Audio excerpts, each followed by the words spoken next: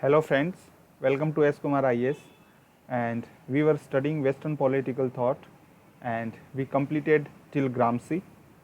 So if you have any doubt till this point, please do ask in the comment box. I will personally answer them for sure. Today we are going to study Hannah Arendt. Okay, so Gramsci belongs to the time of Gandhi. He was contemporary of Gandhi, and he witnessed fascism. We already studied that. And yeah, just a point that if you have not watched the previous lectures and videos, please do watch them completely in the series of political science, because if you do not know one lecture, or if you even miss the one lecture in between, you misses the context of every lecture after that. So it is just like a chain. All the lectures are in continuation and in continuity with one and another. So it's very much important to watch them all. So about Hannah Arendt, I mean, she is a interesting scholar and she is quite different from the another political philosophers. We'll see it how. And Hannah Arendt's time was the time of fascism and the time of Nazism. Just somewhere after, or you may say that in some context, almost contemporary of Gramsci. So she was operating in Nazi Germany. She was staying there, and during during the First World War, Second World War, especially in the context of Second World War, she saw that how the Nazism is destroying the humanity and how it is just taking toll on the basic conscience of the people, and people have just lost their common sense. So she's operating in that sphere, she's operating in that sort of environment, and all his theories will be built upon that concept. Okay, these every thinker is children of his times.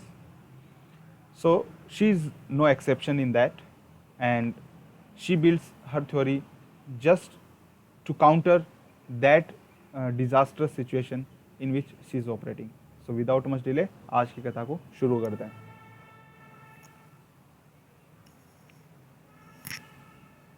So Hannah Arendt is the only woman recognized as philosopher, and this is the rare distinction. This is the rare distinction. The only woman philosopher is Hannah Arendt. And just to study few peculiar points about Hannah Arendt is that she just writes for herself. I mean, she does not follow a kind of, for example, if I can explain like that, few scholars are scholars of social contract. Now they follows a methodology. First, they will tell about human nature, then state of nature, and they explain this. Then they systematically build a contract. So that's how they follow it. But Hannah Arendt does not fit into any category. Like few scholars are liberal scholars, we say anyone is liberal, he is Mill. We say John Locke is father of liberalism, or Marxism for that matter. We say Gramsci is the scholar of Marxian tradition. So every scholar before we studied, he fits in some sort of category that you can categorize him. He is a scholar of bourgeois class. He is scholar of, we can say that totalitarian, and his thoughts are quite extreme, or we can say Aristotle is practical and he follows the tradition of he's conservative in a sense, Aristotle. Somewhere every scholar fits into some category, but Hannah Arendt does not fit. And it is said that she cannot be categorized in any specific school of thoughts. She thinks without barrier, and she just writes for herself. That's why sometimes it is even difficult to understand Hannah Arendt, because she just gives every word or every phenomena her own interpretation. Whatever is the existing idea, she does not accept For example, Gandhi gave different interpretation to Swaraj, and Hannah Arendt gives different interpretation to concept of power. There is a concept of power existing. We think that power is authority, some sort of force. But Hannah Arendt's concept of power, we'll study it how. When we'll study Hannah Arendt, you will know it very clearly why we are saying all these things. She is an unconventional philosopher, a political scholar. Okay? And still few scholars, they say that she belongs to the tradition of civic republicanism. And this argument is put forward because she supports deliberative democracy and she supports civil society activism.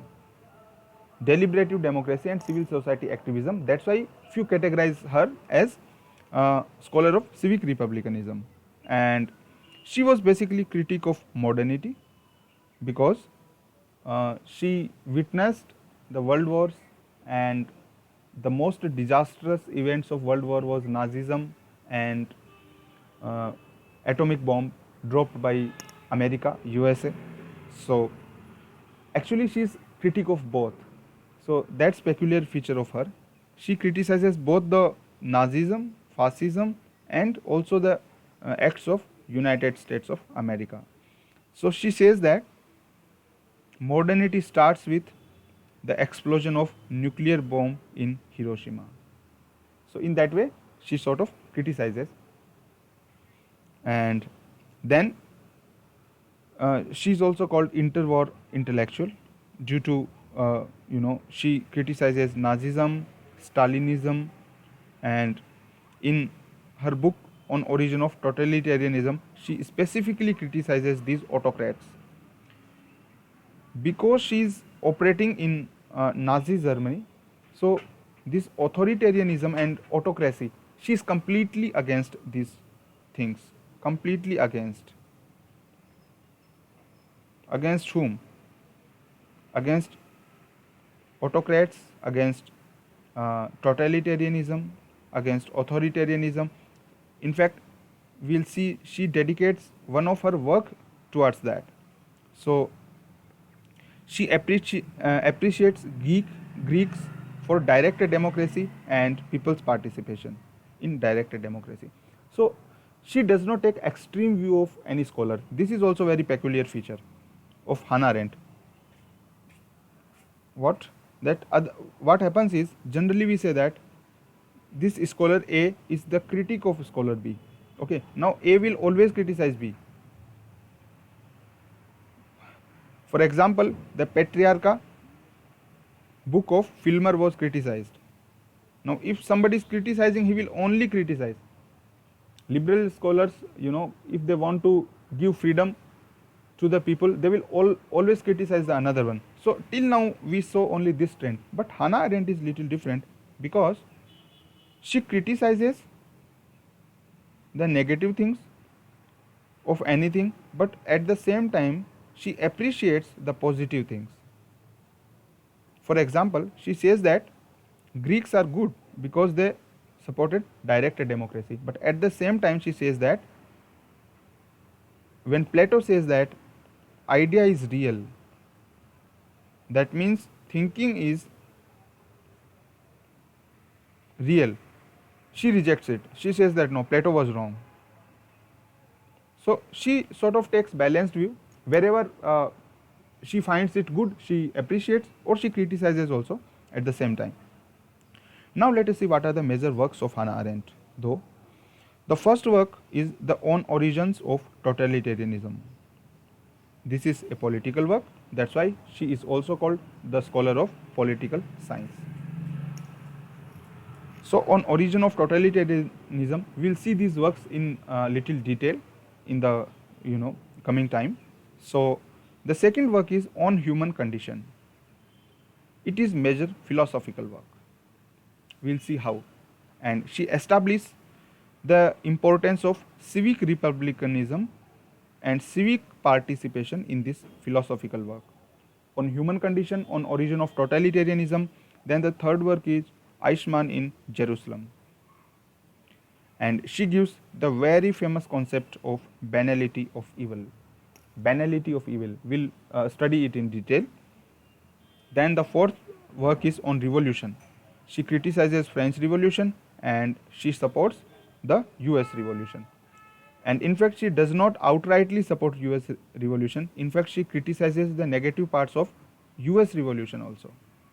So in that sense, she is unconventional and most profound scholar. She is called the most profound political philosopher sometimes. Why most profound? Because she does not take sides. At least it seems that among all the political scholars we have studied till now, she seems most unbiased. That must be accepted. Every person may have their own biases, but still, in a comparative scale, we can say that she takes quite balanced view of the things. So now let's start Hannah Arendt's first work. The first work is based on his book On Human Condition. The first book is On Human Condition, and in this book, especially the important concept is Hannah Arendt's theory of action. And what is theory of action? Now let us see. It will be very much clear to you why we say Hannah Arendt an unconventional scholar. So she says that action is of two types. One is thinking and another is action. Okay. Action has there are two kind of action.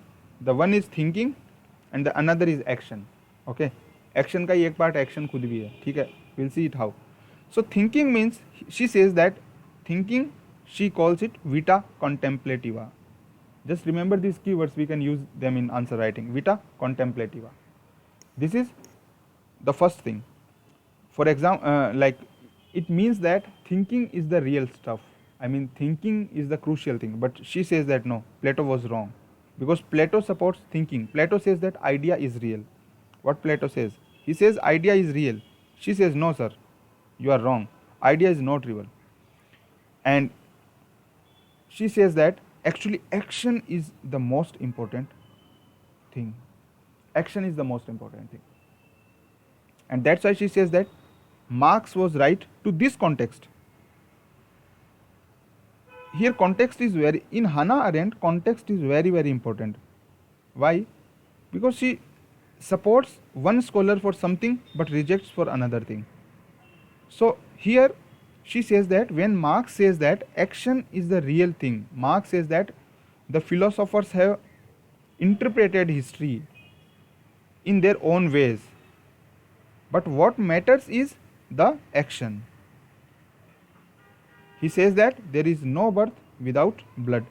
So, like Marx believes in action. So, to that context only, you cannot say that Hannah Arendt is Marxist scholar because she is supporting Karl Marx. No, she is not supporting Karl Marx.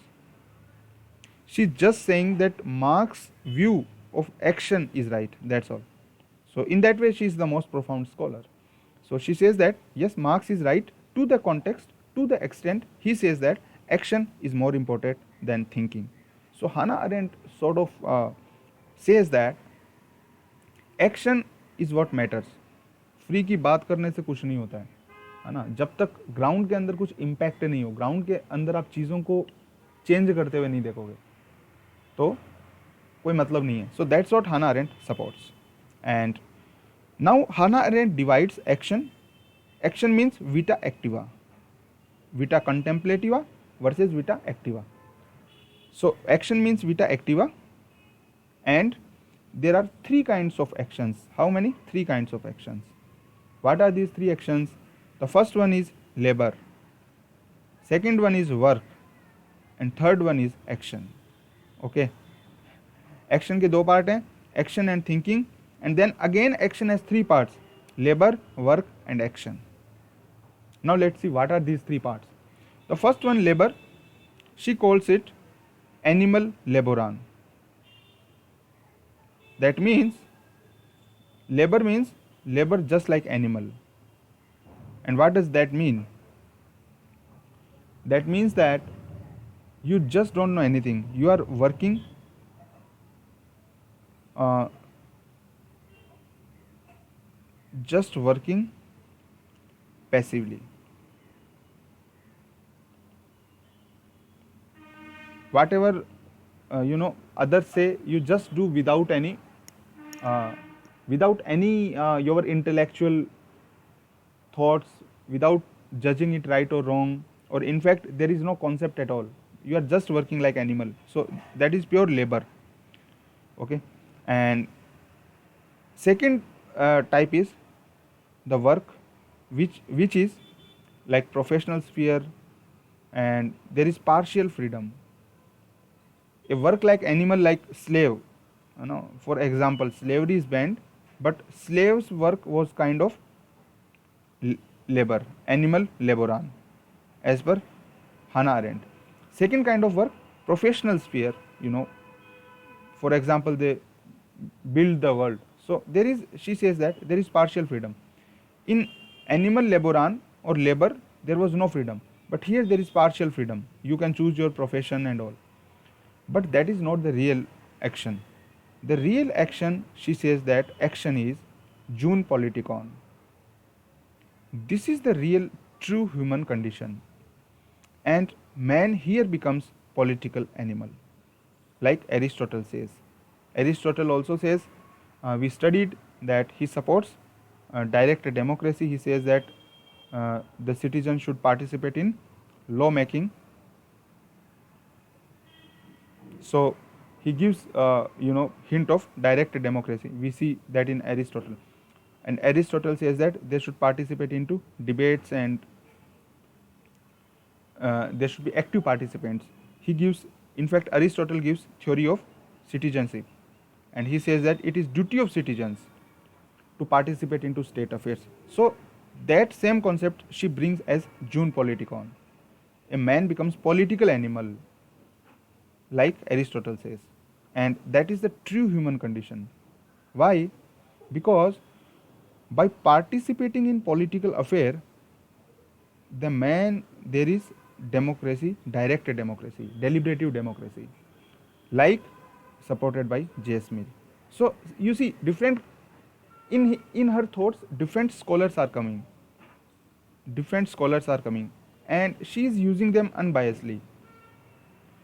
On true human condition, like political participation is must, and political participation like Aristotle, and then deliberative democracy like J.S. Mill, and action like Karl Marx. And she supports Karl Marx here, but at the same time she criticizes Karl Marx also. She says that like regarding labor, okay, on labor, she says that the labor is lowest in hierarchy, as we already discussed, okay, and that work even animal can perform. She says that we studied slave. Animal laboran means animal laboran. So that is kind of slave work, or in, you say, in industries. The lowest strata, the lowest work, okay, like unskilled work, you can say, or so that lowest work, she says that it is animal laboran, okay, it is lowest in hierarchy. So it is just like even animal can perform, like the work which an ox can also perform. If a human being is performing, that is just animal laboran. So here she says Marx was wrong. Why Marx was wrong? Because Marx says that like he puts focus on workers, and he wants to make the workers as the kings, and she says that no, Marx is wrong here. Marx is right here, that action is more important, but Marx is wrong here, because basic fulfilling basic necessities is done by by the functions of animal laboran, and man is not free and under compulsion. So in animal laboran, man is not at all free and he is just under compulsion working. So that's what Hannah Arendt says. Now she says that she gives concept of freedom. She says freedom means natality. And what is natality? Natality means ability to do something new. Natality basically means ability to create something new, ability to do out of the box, critical thinking,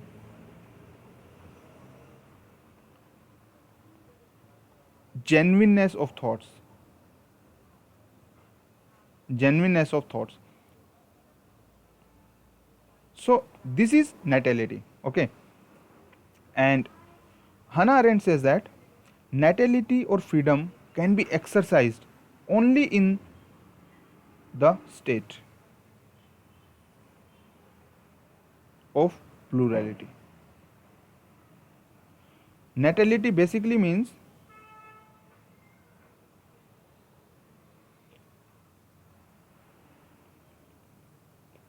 state of plurality. State of plurality. Why? Because a lone person cannot experience the creative freedom. Freedom comes when there are different people and still they can put their ideas freely. That is natality. She says that natality can be exercised only in the state of plurality because man, not man, lives. She says that man, not man, lives. I hope you understand. Plural and singular number. Man, not man, lives. That's why natality can be exercised only in state of plurality. She says she sort of accepts the concept of state. That yes, state is important because man lives in company. There is only society. Man is a social and political animal. Social and political animal. That's what Hannah Arendt also accepts and supports that argument. And she says that plurality basically have two dimensions. We accepted that okay, plurality, freedom can be exercised only in the state of plurality. Only in the state of plurality, freedom can be exercised, and plurality have two dimensions. The first one is equality. Equality is important because all the humans are equals. But at the same time, plurality has second dimension of difference because all are unique also. And Marx does this mistake. Marx does this mistake. He does not, he just completely equates. Marx finishes all the diversity. He was determinist. So, Hannah Arendt says that plurality itself means two things. Equality, okay, equality is important because all the human beings are equal, but at the same time there should be difference. Why difference? Because all are unique. So it is sort of contradictory, but actually it is not. It is not contradictory because she says that uniqueness is there in every human being and uniqueness is brought through the speech. And speech is the action only exercised in the state of June politikon. Speech means you are political animal. Political means you are participating into debates. Actually, this keyword is quite important. Participation. Participation. You are participating in the debates. That is political participation. And in difference, difference is important. The difference is itself the part of plurality because all are unique. So that's what Hannah Arendt says. Hannah Arendt says that speech is action. Okay. Earlier she says that, here she says that thinking is not action, but here she says that real action. Speech is the real action. June politikon. it makes you June politicon. Okay, three kind of actions: labor, work, and action. Labor, work, and action. And the speech is the action, real action.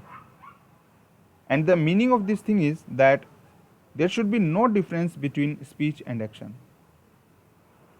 Speech is irrelevant if no action according to speech, she says. Speech is completely irrelevant if there is no action as per speech. And action is irrelevant if there is no action as per speech.